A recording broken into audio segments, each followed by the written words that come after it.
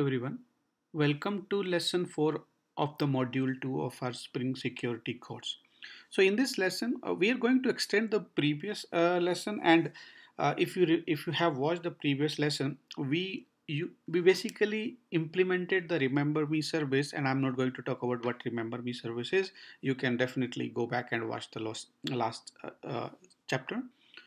So we are going to extend in terms of the security. So there are a certain security problems with the cookie-based Remember Me service, and the one of them is if I get hold of your cookies, I can log in on behalf of you because it's an in-memory authentication process where based upon a cookie, it fetch the username and all those details, and then if everything matches, it basically allow you to do the login. Now this is an extension to the cookie based Remember Me service, and now the idea is we will be storing the token into the database, and we are also going to use some additional series to kind of secure it. So every time now next time when you send a authentication request with a Remember Me cookie, we will be fetching the information from the database, decoding the cookies, comparing the cookie signatures. If everything matches, only then we will allow you to log in into the system, right? So as I said, the cookies or the tokens will be stored into the database. So first requirement is we have to create a table into our database. So this is a standard SQL script, create script from the Spring Security. And if you're using a MySQL, you can create that table into the MySQL. If you're using something else, go ahead and run that query, right? Okay, so I have already created the table. So my table contains username. So this basically contains who has requested that Remember Me cookie. Series is internally generated by the Spring Security, and we will talk about it in little detail. Token is the token which will be stored onto the database and also part of your cookies. And then when the cookie is last used, so let's say I created a cookie today, and now let's say I no let's say I created a cookie a month back, and now I have used it, so last modified or last use will tell me all those details. All right. Okay, this is our previous configuration for the Remember Me service, right? So I have a Remember Me, and then I am passing a user detail service. Again, Spring will automatically get the user detail service if you have defined. We already have defined this one, right? So the entire idea is same, but instead of using or instead of getting it from the in memory, what we are going to do is we are going to make a few changes, and then we are going to kind of use the database based token implementation, right? All right, so we have to do a couple of things. So the first thing what we have to do is we have to create a way to store or to generate and store the token into the database. To store that token or in order to kind of use that token, you have to basically provide the implementation for the persistent token repository, and this is a standard implementation from the Spring. You don't have to do a lot of things. The only thing which we are doing is we are passing the data source, and the data source is nothing but your database configurations which you have defined into your application.property. For example, I am using a MySQL, so this data source represents the MySQL properties as well as the other standard data source configurations, right? So once we have defined this persistent token repository, what we are going to do is instead of this user detail service, we will be passing the token repository to the Remember Me service. And for this one, what we are going to do is we will say use this persistent token service. All right. So that's the only change that is required. Now what is going to happen is if you start your application, you basically say persist the token. Spring Security is going to generate a token. store that token into the database, send a cookie back to the browser for a storage purpose, and then next time when you basically say you try to do a login using that cookie, remember me cookie, Spring Security will fetch that information from the database, decode your cookie from the browsers, and then match it to make sure it's a valid one. Okay, so what I'm going to do is now I'm going to run this application, and then we will see how this entire workflow works together. All right, so I'm onto the login screen. Let's look into the cookies first. Okay, so we only have a JSON JSession ID cookie, right? And that's the cookie where our it's an application server cookie, right? So now what I'm going to do is I'm going to fill out my login details. We'll do a login, and what we are going to do is we are also going to click on this remember me checkbox to make sure that we are passing that value to the Spring Security to create the remember me token and send it back to the browser. I got logged in. Now let's again look into the cookies.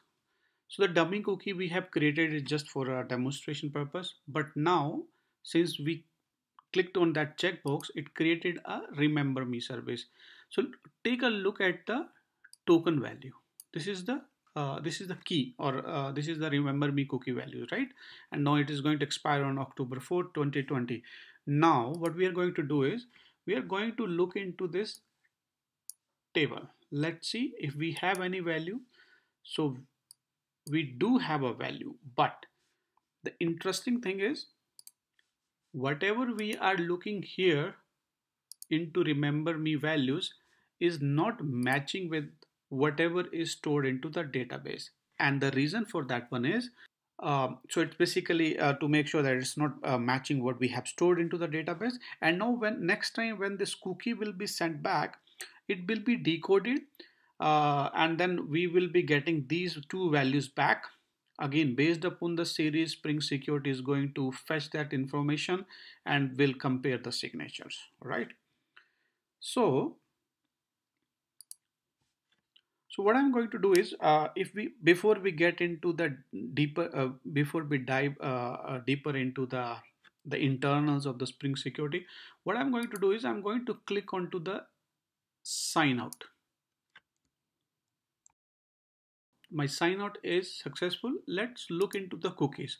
Now, as expected, remember me cookie is gone because I did a sign out. I don't want to be remain logged in, so I only have a JSession ID. If we look into this persistent token, you see with the logout, everything else is taken care by the Spring Security automatically. All right.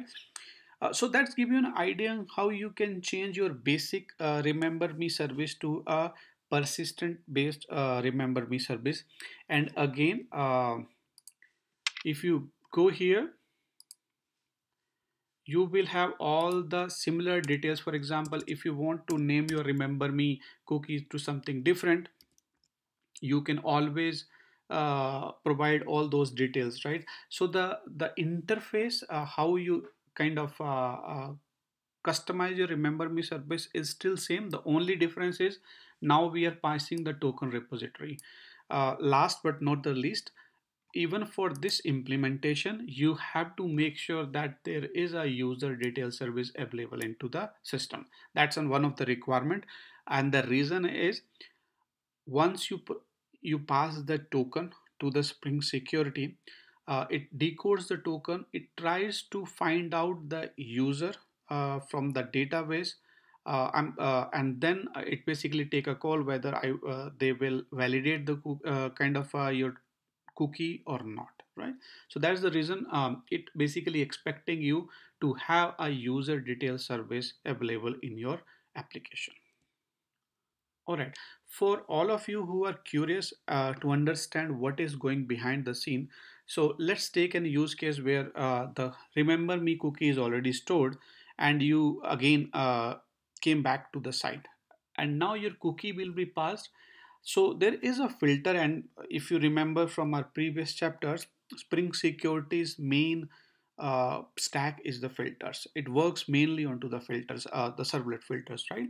So we have a remember me authentication filter that will be uh, that is going to intercept your request. And now this remember me authentication filter is going to perform a certain things. It's going to check whether you have a kind of a valid token, and then it will going to take all the calls, right?